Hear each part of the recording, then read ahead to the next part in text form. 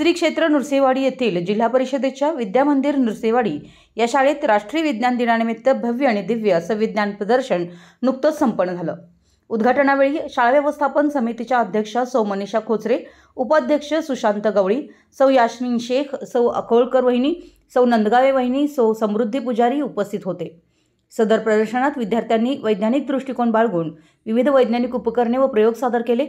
यामध्ये इलेक्ट्रिक बोट, सुरक्षित पाण्याची टाकी, हवेतील ऑक्सिजनचे प्रमाण, हवेचा दाब, एटीएम मशीन, ज्वालामुखीचा उद्रेक, चांद्रयान मोहीम, भूकंपरोधक सूचना यंत्र, सूर्यग्रहण, चल प्रतिकृती, हायड्रोइलेक्ट्रिक पॉवर कूलर, प्राण्याची घनता, उष्णतारोधक फुगा अशा विविध प्रकारचे प्रयोग सादर केले। यामध्ये विजेत्या स्पर्धकांना बक्षीस देऊन गौरवण्यात आलं।